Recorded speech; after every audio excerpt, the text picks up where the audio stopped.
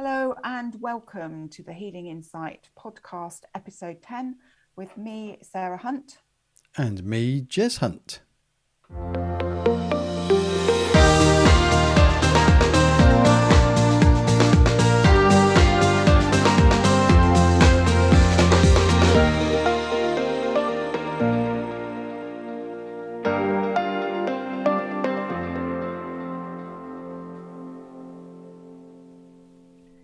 And in this session, we're looking at communication, and communication is a really important thing that we need to be able to do well when we need to communicate how we're feeling, what we want to know when we're having a conversation with somebody. And communication can be a bit of a problem sometimes, and people get their wires crossed because of different perception, different understanding of language, body language, facial expression, all those kind of things. Because to me, communication is more than the words that we use. It's facial expression, it's the tone of the voice, it's the body language as well. Would you agree, Jay? Absolutely. Sorry, you dived straight in there. No, we communicate all the time. Every single second we communicate something in some way. And you're absolutely right. I mean, the words we use is only a very small part of what we recognize in terms of communication. So yeah, it's about everything, and it is so important in any interaction we have with anybody. I think you and I we did a thing a while back for some of your students where we talked about the fact that when we communicate what we want to say, but that doesn't mean that the person receiving that information is hearing it in the same way we're saying it. Absolutely. And that comes down to each of us being individuals on an individual journey who's had very different experiences, and so have different points of reference. It also depends on what's happened, doesn't it, as well? So Yes. if you've got somebody that's in a happy mood and everything's going right, and you communicate something to them, then hopefully they'll understand what it is that you're communicating. But if you've got somebody who has had a bit of an argument with their other half before they've gone out the door, they've got stuck in the traffic, they've got to work, they've looked at an email that you've sent that you've sent in a way that you feel is kind and heart-led, but because they're really stressed out and what have you, they just see it as another pressure on top of them because you're just giving them a nudge because something needs completing. Then their reaction to the situation might be very different to had they not had that argument, had they not got caught in traffic, and had they got to work in a nice, calm state. Absolutely. And I think that's a very key part of communication to remember is it does matter where you are energetically when you're in any form of communication with somebody, because it will affect how you receive something. Yes, it is related to your experiences and the way we filter stuff, and that will be different because, as you rightly said, we're individuals. Your energy and where you are in a particular moment is going to have an impact on how you receive something. So, like you said, if you're in a happy mood and someone sends you a text, and they're asking you for something and you're in a happy mood, chances are you're going to reply, oh yeah, that's great, no problem, blah blah blah. Yet if you're in a grump, it could trigger you in some other way. So Yeah. the being aware of where you are, and we've talked about this in previous episodes, but so being triggered, if you notice that a text is or a message or something someone said to you is triggering you in some way, and it's creating some sort of anxiety or an emotional response, so we say that, then it's that step back. Oh, okay, that's done that. Is that necessarily the intention that that person had? Is it my energy? Just being aware of where you are can be so important in terms of you understanding what it is they're actually trying to convey to you. Yeah, it is about taking that step back, isn't it? And if you are in a stress situation, it's recognizing that you are feeling stressed and that you need to kind of listen. And I think one of the things as well with communication is listening. Sometimes people hear what they want to hear Yes. rather than what's being said.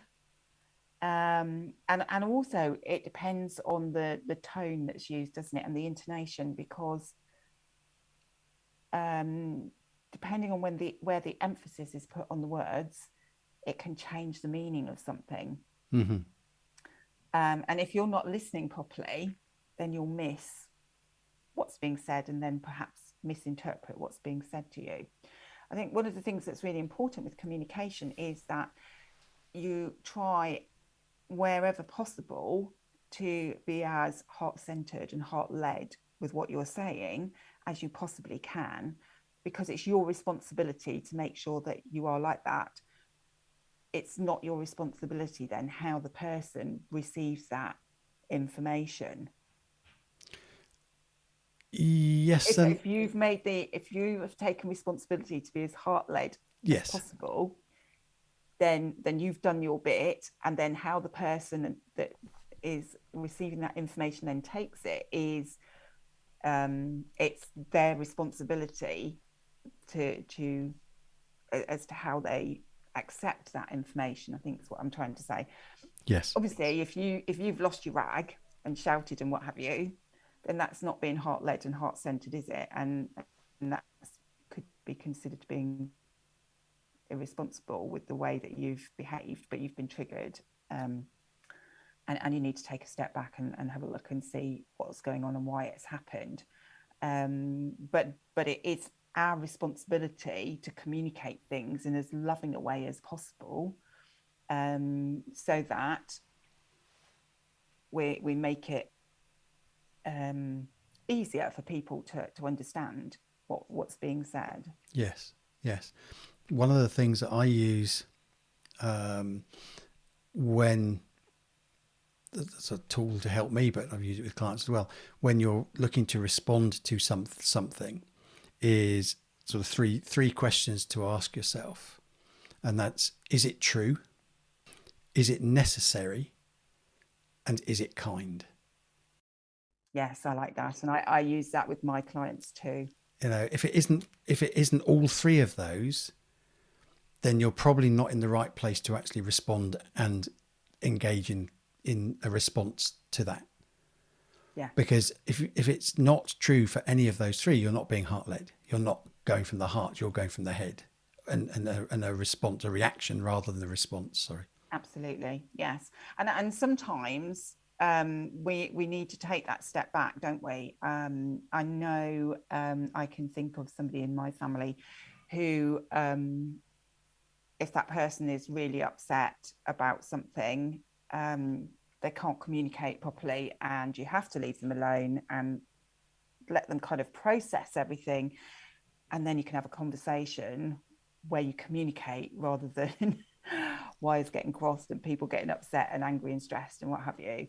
And we've learned over the years that we take a step back, we wait, and sometimes it'll be the next day before that conversation can be had, but it's a much better conversation than it would have been had some other people dived in and Yeah. tried to confront the situation, deal with it there and then. Does that make sense? Yeah. Yeah. I think another thing that's important is that the how you choose to communicate something as well. So we talked about messaging or emailing or whatever earlier, and like you said, you know, a lot can be taken because in terms of interpretive of the intention based on the intonation and where the stress is, where the words are stressed within the sentence or the conversation. And the problem with texts and email is it's only the words that people are reading. So they will interpret it how they interpret it in that moment. So if it's an important, so for example, this is going back to grammar, isn't it, with commas, but The mouse said the cat was very tasty, or the mouse said the cat was very tasty. Yeah. Completely different meaning, but just because it's stressed in a different way. So if it's something that's important, if it's something where, particularly if you're starting to get irate with the other person, sometimes the best thing to do is, yes, take that step back, but then try and have either a face-to-face or a verbal communication with them rather than pursuing it on text, particularly if it's Absolutely. getting. Yeah, face to face really is the best, isn't it? If you really want to communicate with somebody properly, where there's been issues, then it needs to be a face to face conversation, I feel, and preferably in person, not over video call, because you need to be able to see the facial expression properly. You need to see the whole of the body language, because on a subconscious level, all that's being taken on board, and it gives you a much better feeling for what it is the person's trying to communicate. And I do feel that we've lost a lot in communication over the last few years, where texting's come in, emailing's come in, and we don't have those same conversations with people that we used to, in person ones. Yes, you can pick up energy remotely, when you're on video calls and things, absolutely. But when you're in a room with somebody, like we've said before, that picking the energy up, you could cut the energy in, you could cut the energy of the room with a knife. We are so much more sensitive with all of our senses Mm. than just the words that are being used. So picking up on the energy, if the energy is upbeat and happy and it feels light, then you can pretty much be quite sure that the message coming across is upbeat, happy and light. It's not having a go and criticizing and judging. And because if someone's in that place, then the energy will be thicker, or however, it depends how it shows up for you, of course, for a person. But it could be Yeah. thicker, heavier, more intense. So picking up the energy of it, as well as the words and the intonation and the body language, is all part of communication. It's the whole And when you're thing. texting and when you're emailing, you don't pick up on it in the same way, and of course text speak as well. It yeah, it can cause a lot of problems, can't it? It's having a conversation on the phone is better than text speak, when something when people aren't agreeing, and when there's an argument brewing and everything. It's actually better to have that conversation on the phone than it is to continue with texting, because so much is lost in the translation of texting, I feel, and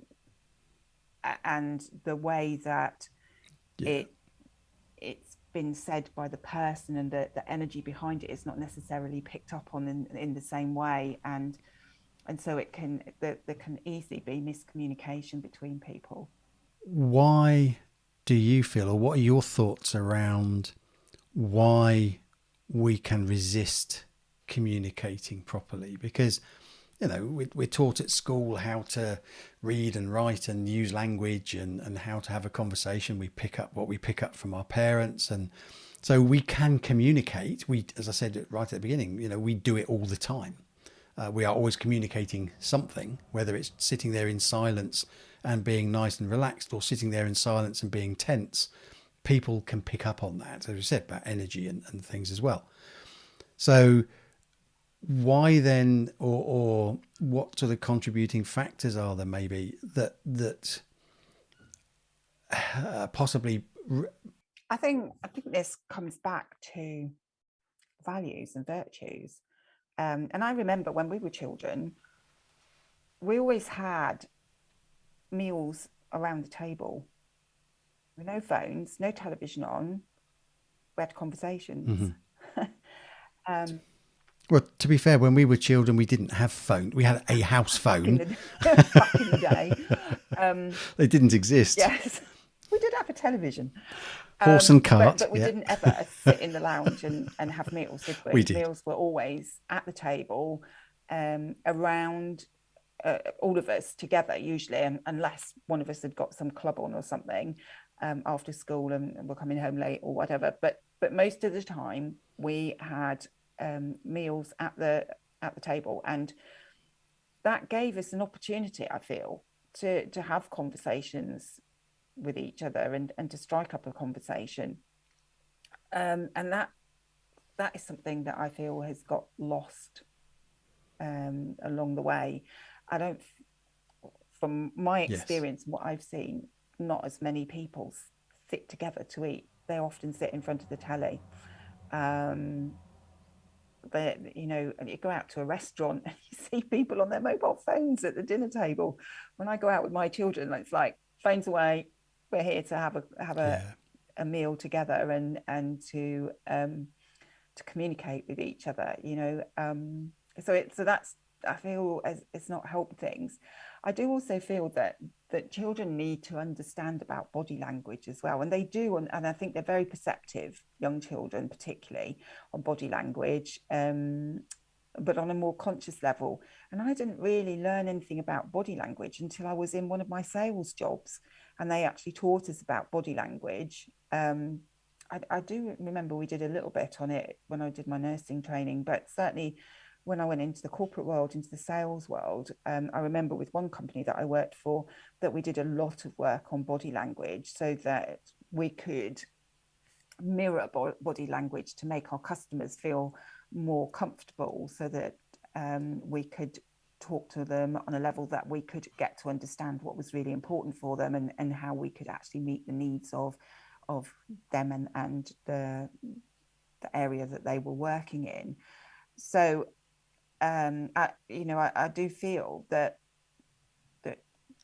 everybody needs to understand body language and facial expression, and, intonation, and emphasis, and everything, and how it all kind of comes together to help you to communicate. And I feel that there's a lot of people that struggle in relationships because they're not able to communicate. And I often find people with fears about expressing themselves, or the consequences of expressing themselves, where perhaps they've tried to express themselves as a child, or express their needs as a child, and they've been shut down, instead of having a parent that will sit and listen to them. And that, of course, is the other thing, Hmm. is, when we were small, very few mums went out to work. It was usually the dads that went out to work. Mums stayed at home, were family people. And mums today are still family orientated, but they're so much busier. They're trying to work, they're trying to run the household, they're trying to help the children grow up and everything. And maybe the listening skills are not as good as they could be. And one of the things that I've always felt was really important, and I found really important as a nurse, was to be able to sit and listen without judgment, and listen without interjection, but just to listen and just allow the person to say what they needed to say, and then pick up on things and ask for clarification if I didn't understand what I felt they were saying. And I think that's key, is being clear. So whatever conversation you're having, or whatever communication you're having with somebody, is being clear what their intention is, what it is they actually are trying to say to you. And listening is one of the things I was told. So way back when I was in corporate world, when one of the things I learned in going through the sales training was listening, and not just listening, but listening, really listening to understand what the problem is. You touched on this just now, but listen to understand what the actual problem is, or what the thing is that they actually want to communicate, so that then you can respond in a way that will help them to the best you can, whether it's sales, whether it's just a conversation, whether it's understanding the frustration of somebody. Absolutely. And I think that's something that's really important to understand, and especially with children, because children struggle. They don't always have the language, or the the understanding of how to communicate what they're actually feeling, or Mm. maybe not necessarily truly understanding what they're feeling. And um, one of the things that I find really important, and I do with my grandchildren, is coming down to their level and sitting down with them and saying, okay, what's the problem? Can you try and tell Nanny what's going on? What is it that's upsetting you? And try and get them to Yeah. actually tell me what's going on. Usually, my daughter in particular, if she's having problems with one of the children and she can't get them to communicate with her what's going on, she'll say, "Mom, can you have a little word? See if you can find out what's going on." And I know that when I was a child, I would often go to a grandparent or an aunt rather than necessarily mom to say what I needed to say, and or to kind of understand what was going on for myself. Um, just because I felt it was easier to communicate with that person, and that was nothing that what am I trying to say? I just didn't have the lines of communication going with mom that I did with one of my aunts in particular. And so there were certain things that I would talk to my aunt about Yeah. rather than my mum. But that was never a reflection on mum the person. It was just that it was easier to communicate with the aunt. Does that make sense? And so that's what I did.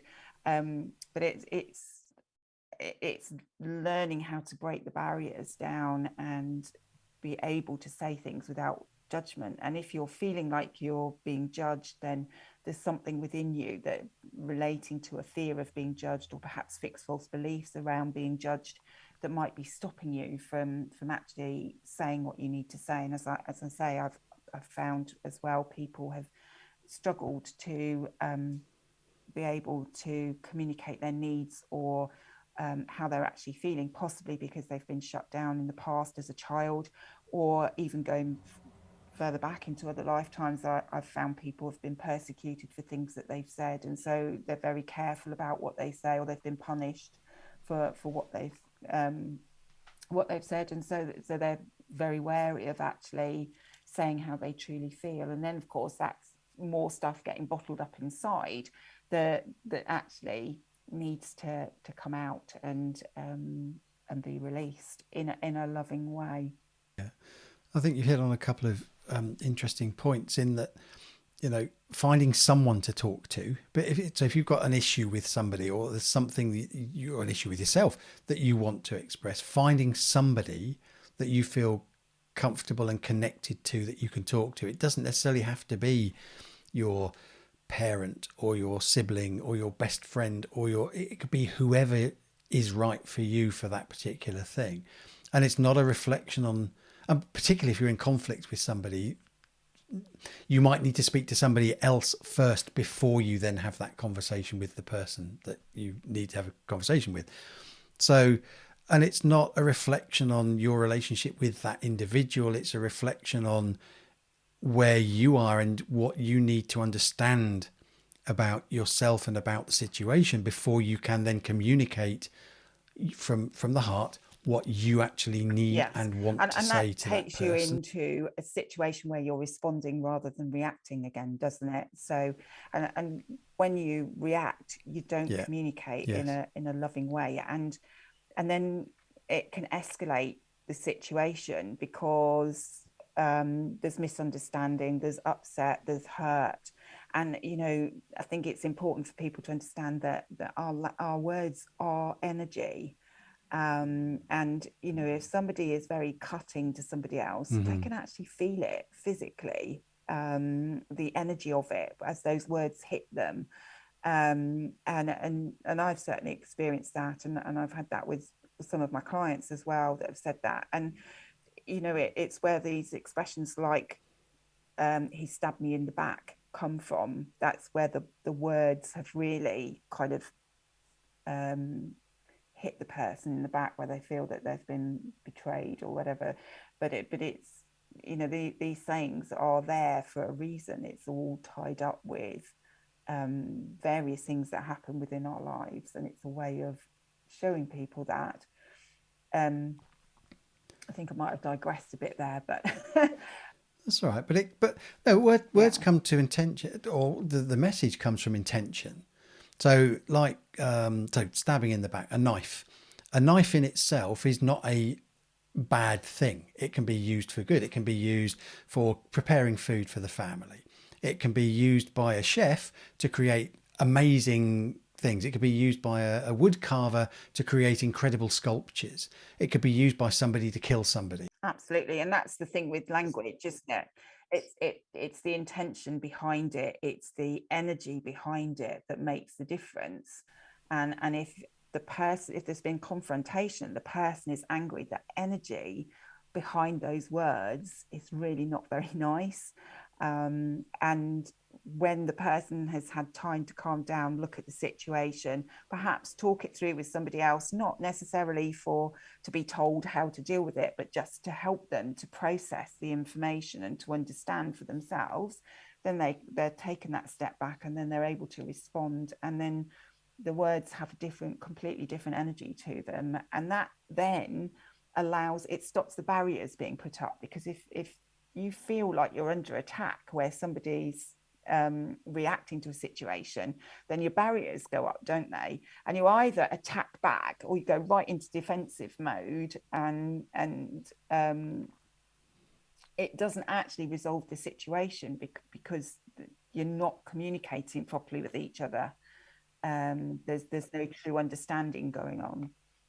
Yeah. And when those barriers go up, you actually stop yourself from being able to understand exactly what's going on, because you go into fight or flight. Like you said, you either go into protective mode, or you go into attack.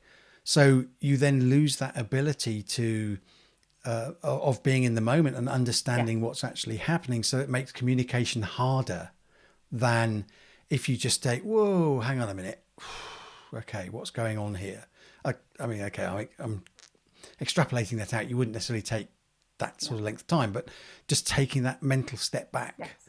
and Yes, not it is. just Absolutely. reacting is so important for effective communication. So, wow, that we communicated quite well Not tonight. bad at all. That's good. Again, another really interesting topic. And I'm sure we could go into more depth about different elements of communication at some point as well in future podcasts, maybe. So, Yes, I'm sure we could. I think something actually just popped into mind that I thought was an amazing way of communicating. And I'm a bit of a fan of Strictly, as you know, Jay. And we had, now the name's gone, Giovanni and the deaf lady. And her name's left my brain. don't ask I'm really me. sorry. I apologise. I think it's Rose. Anyway, their key dance that they did was where they shut off the music for part of about 30 seconds, something like that, and carried on dancing, so that people could understand what it's like to be in the deaf world. And to me, that was just the most amazing bit of communication that was done to get people to understand what it's like to be deaf. And I know that's kind of um, quite different to what we've been talking about, but it's just something that really hit me at the time of wow, what an amazing way to actually communicate what it's like to be deaf, just by shutting that music off. And sometimes it's important to just take that. It's like taking that step back, isn't it? It's just shutting off to everything that's going on, and stopping the brain from just going around in circles, allowing yourself that time to process information, and then take that step to communicate in a better way what it is you need to say. Yeah. First, seek to understand before seeking to be understood. Absolutely. What profound. How about That was that? very profound. Do you know who said that? I can't remember, no. Well, I just did, but I don't know who originally said it. No. Okay. Well, If we work it out, we'll stick it in the show notes as well. So, Absolutely, yeah. If we can find where it came from originally. all right, excellent. Well, thank you again, And thank you as well. Another great session. Until next time, it's goodbye from me. and goodbye from him.